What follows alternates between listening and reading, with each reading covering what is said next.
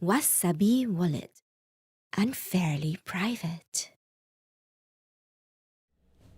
What's up, everyone? I am Ben with the BTC Sessions, and this is your daily session. Hodl that Bitcoin. Before we dive in, of course, got to give a big shout out to sponsors of the show, LEDN.io. This is where you can use your Bitcoin for a whole bunch of different services. Now, I've been using these guys for well over a year now. The first thing I ever used of theirs was their Bitcoin-backed loans, where you can use your Bitcoin as collateral to get a Canadian or US dollar loan. So in my case, I was in a pinch. I needed some dollars, but I didn't want to sell my Bitcoin for two reasons. That's a taxable event. And two, I was worried I'd have to buy back in at a higher price point. So I was able to deposit my Bitcoin, get a loan to my bank account within 24 hours. And as soon as I paid back that loan, I got back the exact same amount of Bitcoin. So they've also got some other offerings here. They've got their Bitcoin and USDC savings accounts, and they just upped the interest rates on those to a maximum of 8.8%. And then they've got their B2X offering. And what this does is uses the same loan mechanism to instantly buy you more Bitcoin, which effectively doubles your Bitcoin on the spot. So if you want to check these guys out, and I do recommend you check them out, there is a link in the show notes down below. And if you use that link and opt to get a loan, they'll give you $50 worth of Bitcoin for free. And secondly, if you want to help out the show in another way and you have not yet gotten yourself a hardware wallet, well, you can help out the show by clicking the link and picking yourself up a ledger. Even if you opt not to get a ledger, I do really recommend that you look into hardware solutions to secure your Bitcoin. I, of course, have the Ledger Nano X, and I do have the Ledger Nano S, and I use them for different purposes and lots of fun things, which we'll get into later in the show. That's something I've been playing around with lately. But yeah, you can check them out. They've got a whole bunch of deals if you click the links in the show notes. With that, let's dive into the news. Now, unfortunately, I recorded before all this happened yesterday, so I'm covering it today. There was a massive Twitter hack. A whole bunch of prominent figures had their Twitter handles commandeered by an unknown individual who then perpetrated a Bitcoin scam and got people to send Bitcoin to an address for illicit means. Basically, just he wanted to steal Bitcoin from a whole bunch of different people. So I'm going to read a little bit from the BBC here. It says, billionaires Elon Musk, Jeff Bezos, and Bill Gates are among many prominent US figures targeted by hackers on Twitter in an apparent Bitcoin scam. The official accounts of Barack Obama, Joe Biden, and Kanye West also requested donations in cryptocurrency. Everyone is asking me to give back, a tweet from Bill Gates' account said. You send $1,000, I send you back $2,000. Twitter said it was a coordinated attack targeting its employees with access to internal systems and tools. We know they, the hackers, used this access to take control of many highly visible, including verified accounts, and tweet on their behalf, the company said in a series of tweets. It added that significant steps had been taken to limit access to such internal systems and tools while the company's investigation was ongoing. The firm also blocked users from being able to tweet Bitcoin wallet addresses for the time being. So some examples of these tweets that came out, Joe Biden saying, I am giving back to the community. All Bitcoin sent to the address below will be sent back doubled. If you send $1,000, I will send $2,000. Only doing this for 30 minutes. Same message from Barack Obama, Bill Gates, Elon Musk, all this different stuff happening here. And Jack from Twitter, Jack Dorsey, he did tweet out later. He said, tough day for us at Twitter. We all feel terrible this happened. We're diagnosing and we'll share everything we can when we have a more complete understanding of exactly what happened. Love to our teammates working hard to make this right. So essentially, what initially people thought was just, oh, some passwords got cracked and there wasn't two-factor authentication and other security measures used on these Twitter accounts, it was actually definitely from the back end. So that seems to suggest that it was internal or a rogue employee or whatever, but it was not the fault of the individuals who owned the accounts, but rather the processes in the background governing the Twitter infrastructure.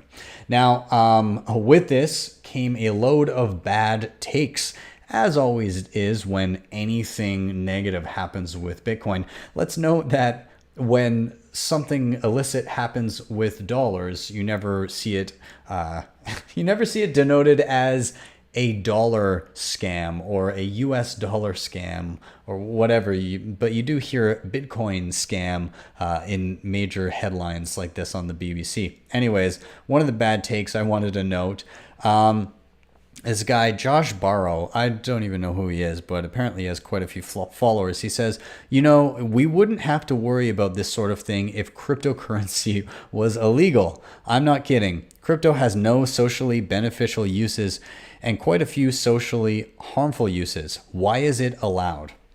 So, I mean, again, such a terrible take. Number one, we wouldn't have to worry about this if cryptocurrency was illegal. Why wouldn't you? Because you can't stop it just because it's illegal. It still functions. You can still utilize it. That's like, scamming people and stealing their money is illegal, and it still happened. Before cryptocurrency existed, before Bitcoin existed, there were other scams utilizing things like Apple gift cards and other major gift cards where people would say, okay, you owe taxes. You have to go out and buy a bunch of Apple gift cards and then, take pictures of them and send them in, which sounds ridiculous, but people would still fall for it. It sounds about as ridiculous as somebody saying, send me $1,000 and I'll send you back 2,000. But besides the fact, again, just terrible takes. But I gleaned from this and I tweeted about it. I said, revel in the fact that we are so ridiculously early. Imagine the total lack of understanding required to have this kind of a take.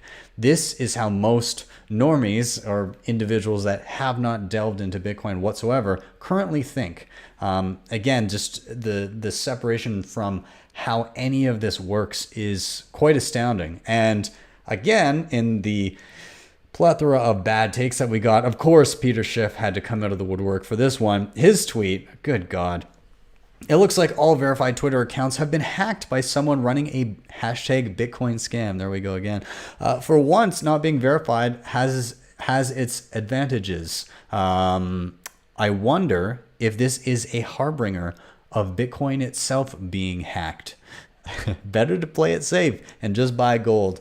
Only Peter Schiff could look at somebody hacking a Twitter account and saying, send me Bitcoin as, is Bitcoin hacked? Yeah. What I gleaned from this is that the individual, rather than causing a global catastrophe, wanted to actually accumulate Bitcoin. Who is it? Citizen Bitcoin on Twitter. Actually, I'm going to look it up right now. But he had one of the best memes that I saw come out of this entire thing. It was the typical jealous girlfriend meme. Where is it? Oh, tell me he didn't take it down. Oh, there we go. I love this one. I think it's so funny. Twitter hacker looking at accumulating Bitcoin over starting World War III. Again, A game on the memes. Brady, solid work. I really enjoyed this one. And then again, we had Niraj tweeting out scammers who have taken over high-profile accounts using the hide tweet feature to hide replies saying it's a scam. And the reason I find this interesting is that this measure was rolled out, if you're unfamiliar, on Twitter as a way for people that didn't like the replies to their tweets to be able to hide them.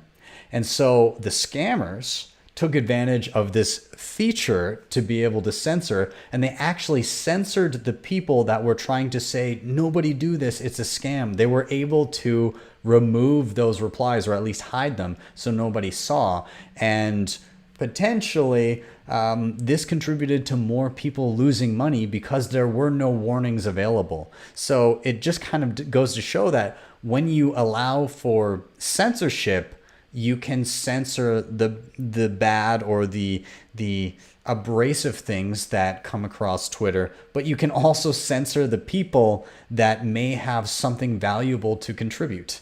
Now, through all of this, however, only $120,000, although I think it's a little bit more at this point, only $120,000 in Bitcoin was actually received by the scammer and stolen. So you can actually track the wallet address if you go look it up. I'm not going to bring it up on here, but yeah, basically there wasn't a whole lot of Bitcoin scammed, given that they had access to like hundreds of millions of eyeballs by commandeering all of these accounts. Now, part of this is probably because a large number of people that saw those tweets didn't have immediate access to Bitcoin. They weren't onboarded. They would have had to sign up, provide some sort of KYC, buy the Bitcoin, and then send it. Then I would say a large number of people who actually hold their own Bitcoin obviously are not going to fall for this by and large, because of the ethos of don't trust, verify. If you're holding your own Bitcoin, you have hardware wallets, you've been around for a while, you're less likely to fall for something like this. And then the third contributing factor to this, oddly enough, even though that this is a function of centralization being malicious in a way, or allowing for malicious activity, centralization may have actually saved some newcomers. This from Decrypt. On the other hand, centralized exchanges were able to play part in preventing victims from losing their money, which may have kept losses to a minimum. At least 3 crypto exchanges, including Huobi, OK Exchange, and Coinbase, blocked their customers from transferring money to the scammer's Bitcoin address. In some sense, centralized exchanges saved the day after a centralized company got hacked. Yeah, so I mean, there's a give and take with this. Some people they'll go on Coinbase and they'll just park their money there. And if they haven't done their research, then yeah, they may have been saved from this particular scam. They may not have been saved from investing in all of the other shitcoins that Coinbase offers, but I guess it's a give and take relationship. Anyways, let me know. Did you see these tweets? What did you see? Did you see any other terrible takes from the whole thing? Let me know. Moving on, Cash App, and I guess in the same vein, it's still Jack Dorsey here, prints a Bitcoin logo on a NASCAR race car. So the short story here, I'm not going to dive into this too much, but Cash App signed a multi-year sponsorship deal with Dorella Bubba Wallace's NASCAR team. Bitcoin is detailed on Bubba's signature car as part of the sponsorship. The first race on Sunday could garner viewership of over 3 million. Now, a couple things about this. The actual Bitcoin logo on it is in green and looks a lot like the Bitcoin Cash logo, unfortunately. But I guess Cash App is green, the logo for them. But yeah, the branding probably could have been a little bit better in and around Bitcoin. But hey, I guess what are you going to do? Now, the other thing is that Bubba Wallace, if that sounds familiar, that's because he was the center of something a little bit controversial the last month or two. In the wake of all of the Black Lives Matter drama and protests and everything, supposedly at the time he said that he found a noose in his garage of his NASCAR team and thought it to be some sort of a hate crime. But upon further investigation by the FBI, they found it to just be a regular door pull to close the door when it's up. And again, it seems to not have been any sort of a race-related scare tactic or anything like this. It was just, I think, just people being on edge and looking too deeply at relatively mundane things that were in no way meant to be attacks. So anyways, I've seen some people on Twitter saying that this Cash App sponsorship with this particular NASCAR team can be seen as a little bit of virtue signaling on part of Cash App. Dare I say I somewhat agree with that, because it seems suspect that that would be the NASCAR team that Cash App decides to, I don't know. What do you guys think? Do you think it's virtue signaling to sponsor this particular? I mean, they're going to have sponsors no matter what. They are in the media. So, I mean, is it just the best interest of a brand to get on board with somebody who happens to be in the middle of the media frenzy right now? maybe it's a good expenditure of funds. I don't know. Maybe it's just capitalism. Anyways, let's move on.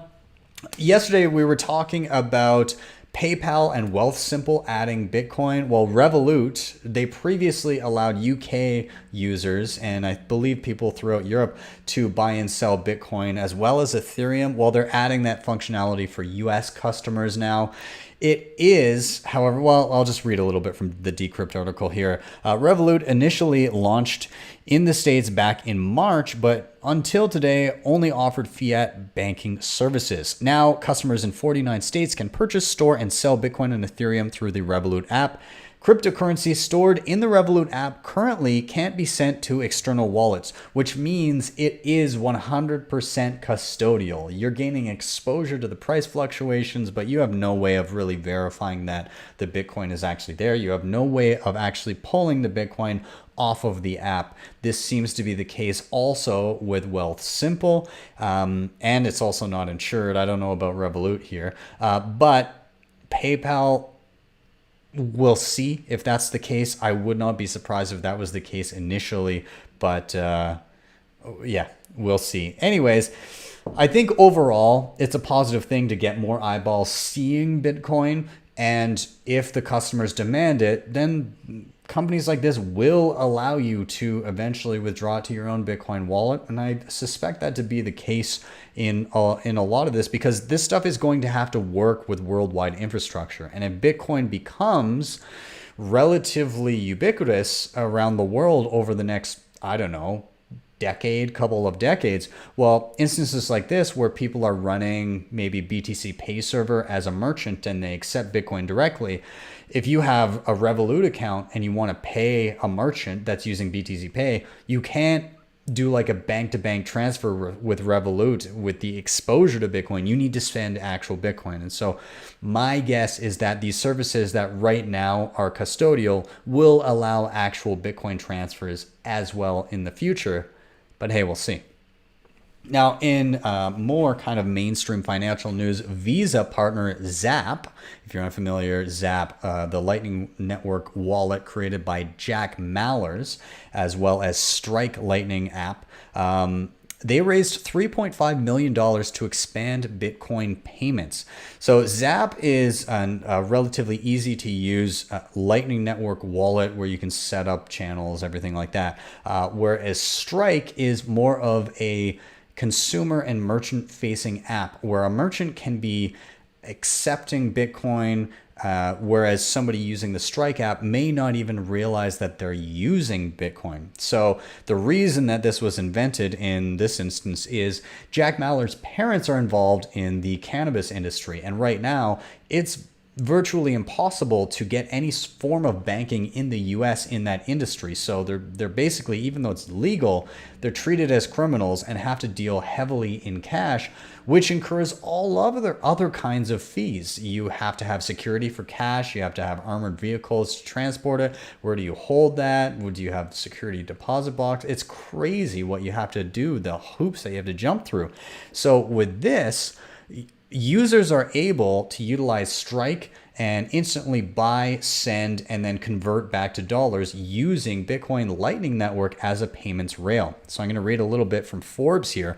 While Maller's idea of a payments network for Bitcoin is nothing new, Chicago-based Zap has distinguished itself by being one of the more sophisticated operations using a new platform built on top of Bitcoin called the Lightning Network that can instantly confirm settlement instead of the 10 minutes it normally takes. In addition to being faster, the Lightning Network sidesteps the fees associated with Bitcoin, which are much cheaper than traditional fees when sending large amounts, but have been proven to be prohibitive to people looking to use tiny amounts of Bitcoin in daily transactions. Quote from Jack says, "One of the early use cases for us is content creators, journalists, or video game streamers, or even adult film actors and actresses put up profiles backed by our infrastructure, and anyone in the world can tip them," Mallers says.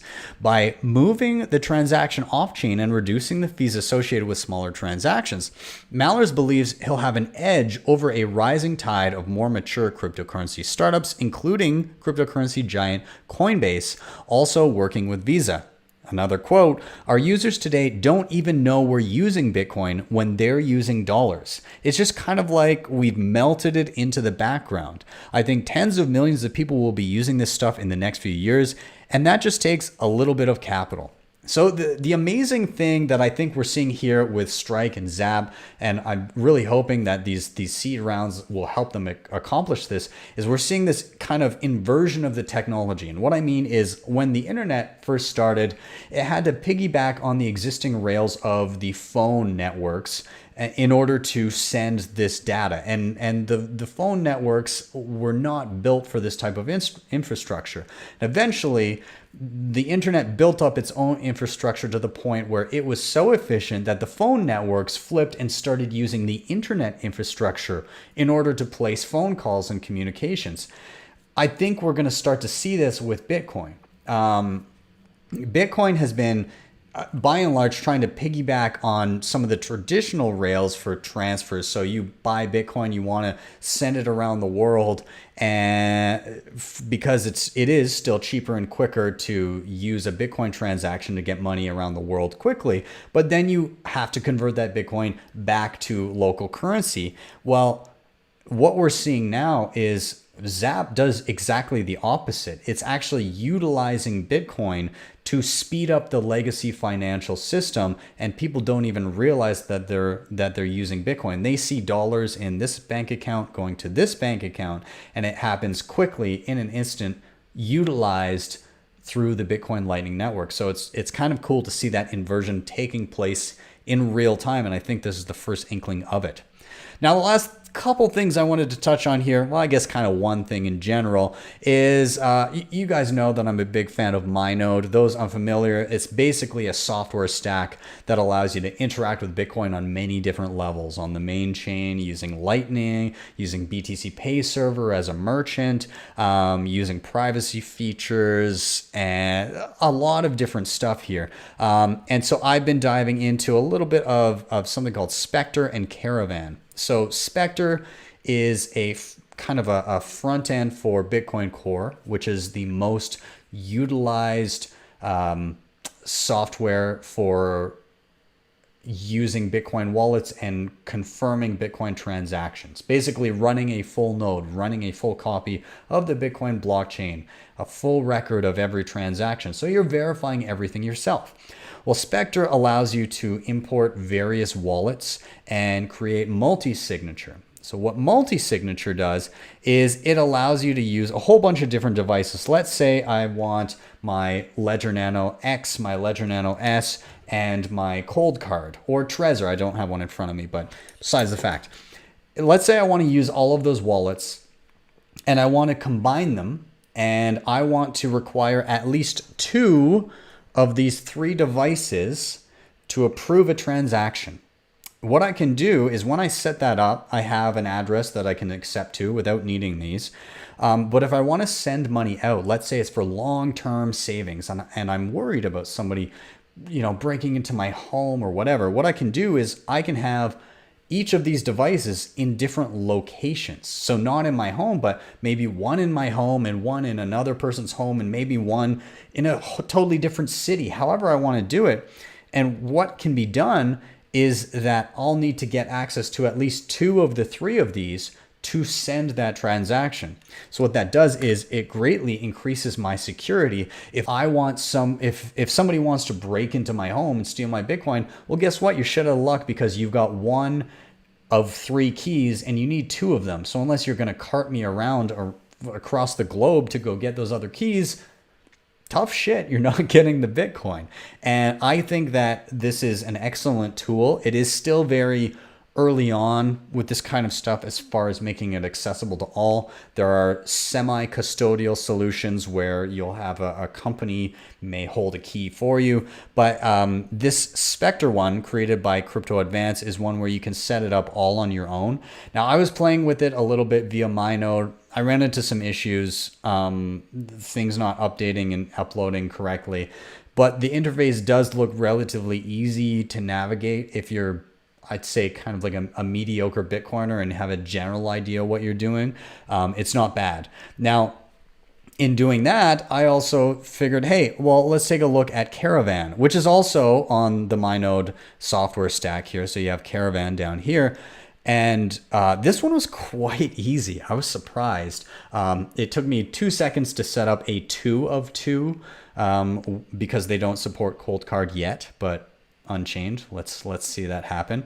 But just with the 2 ledgers that I had here, it took me like a minute to set it up. Basically, you go in, you hit the drop down, you choose what you're using, you hit ledger, and then it'll say plug in your ledger, unlock it, and open the Bitcoin app. And then you hit import, and you just gotta confirm it on your device.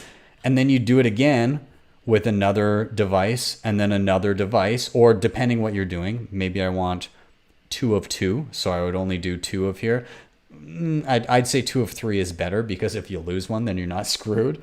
But besides the fact, I was able to set this up quite quickly and export all the information as a backup just in case. Super simple. So I'm pretty happy about this. I will be making a video about this probably pretty quickly here.